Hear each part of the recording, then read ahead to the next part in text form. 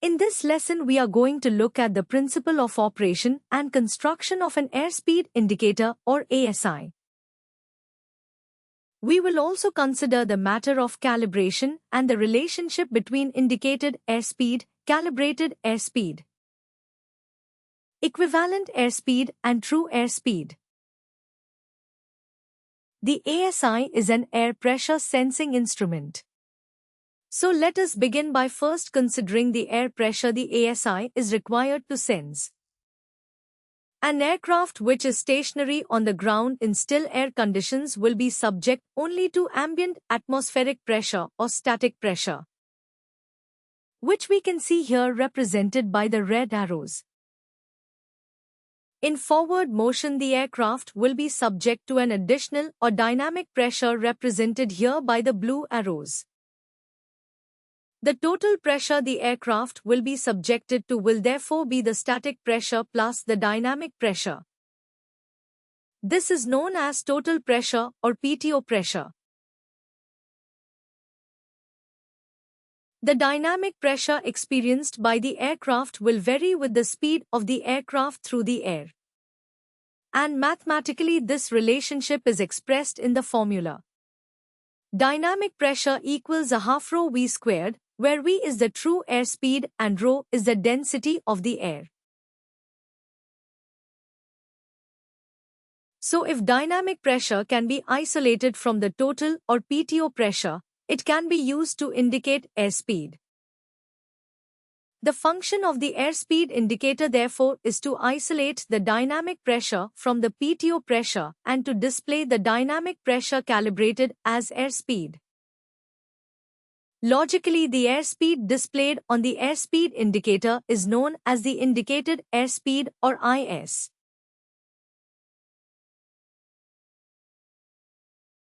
The airspeed indicator or ASI can be thought of as an airtight box or instrument case into which the static air pressure is fed. Diagrammatically, the instrument is shown here, and on our diagram we will call the static pressure S. Inside the instrument case is a thin-walled metal capsule which is capable of expansion and contraction. PTO pressure is fed into this capsule, and we can see this capsule represented here in blue. We will call a PTO pressure dy plus S. The pressure inside the metal capsule will therefore consist of static pressure plus dynamic pressure, whereas the pressure inside the instrument case will consist only of static pressure. As the static pressures inside both the instrument case and the metal capsule are equal, any expansion or contraction of the metal capsule will be due to the presence of dynamic pressure only, as the static pressures cancel each other out. Expansion or contraction of the metal capsule will therefore be related to the changes in the dynamic pressure produced by changes in airspeed. Click on Increase Airspeed or Decrease Airspeed to see the principle in operation.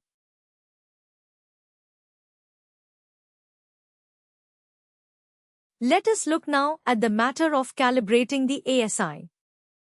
Although we can say that dynamic pressure is proportional to speed, the formula dynamic pressure equals a half rho V squared shows us that dynamic pressure is also proportional to the air density. The density of air changes with temperature and pressure and will therefore vary with altitude. If we think about it, if the air is less dense, the airspeed required to produce the same dynamic pressure will have to be greater. Remember, the ASI is actually sensing dynamic pressure, which has been represented on the dial of the ASI as airspeed. Therefore, the ASI can only indicate the true airspeed or TAS at the density for which the instrument is calibrated. No allowance can be made in the calibration for the change in air density which occurs with change in altitude.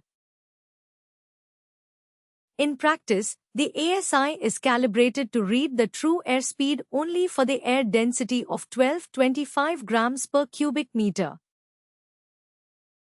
This is the air density on which the International Standard Atmosphere or ISA is based. ISA also assumes a mean sea level air pressure of 1013.25 millibars or hectopascals and a temperature of plus 15 degrees Celsius. Use the mouse to move the aircraft and you will see that as the altitude of the aircraft increases, the indicated airspeed remains the same, but the true airspeed increases.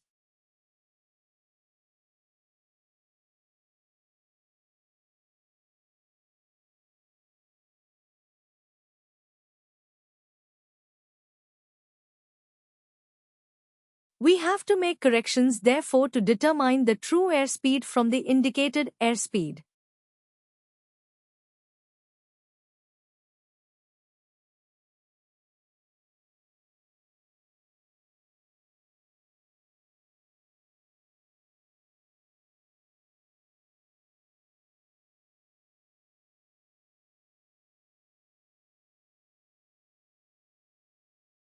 We will look at these corrections and identify the errors which require correction in the order in which they are usually applied to the indicated airspeed or IS to enable the true airspeed or TAS to be calculated. The first error to consider is instrument error. Manufacturing imperfections, friction and play in the moving parts of an instrument affect the accuracy of the instrument. Under laboratory conditions, individual instruments can be checked by reference to a data instrument and a correction card can be produced for the speed range of the instrument. The second error in order of correction is position error, which is sometimes known as pressure error. Position error occurs as a result of suction and turbulent airflow in the vicinity of the pitot heads, which feed the air pressure instruments. The corrections applied to the indicated airspeed for instrument and position error give us calibrated airspeed. A correction card on the aircraft will combine the corrections for both instrument error and position error into a single correction table to give us calibrated airspeed or CAS.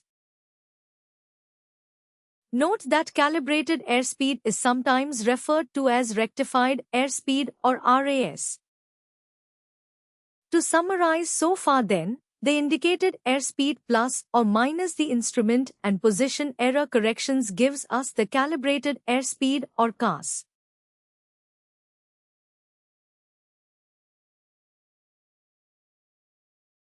In practice, the next error we usually have to correct for is density error. We can use the CRP5 or similar navigation computer for this correction, and how to use the computer is covered in the specific lesson on the navigation computer. Earlier in the lesson we saw that the ASI is actually reading dynamic pressure displayed as airspeed, and we saw that the indicated airspeed will only be the same as the true airspeed. At the air density of 1225 grams per cubic meter. At air densities other than this density, the ASI will not indicate the true airspeed or TAS.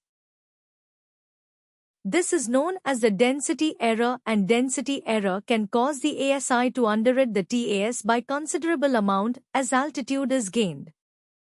Note however that if the calculated TAS is greater than 300 knots, then a correction for compressibility must first be applied to the CAS.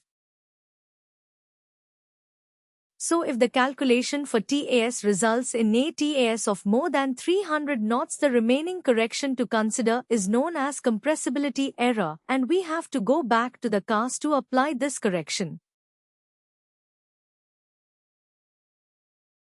Air is compressible, and at high speeds the air compresses when brought to rest in a PTO pressure system. Consequently, the pressure sense will be artificially high, which will cause the ASI to override. Near the speed of sound, the error can be more than 20 knots. The correction for compressibility error gives us equivalent airspeed or EAS. The equivalent airspeed is the most accurate measurement of dynamic pressure as it is being corrected for instrument, pressure, and compressibility error. However, in practice it is rarely necessary to calculate the EAS in order to determine the TAS. This concludes the lesson.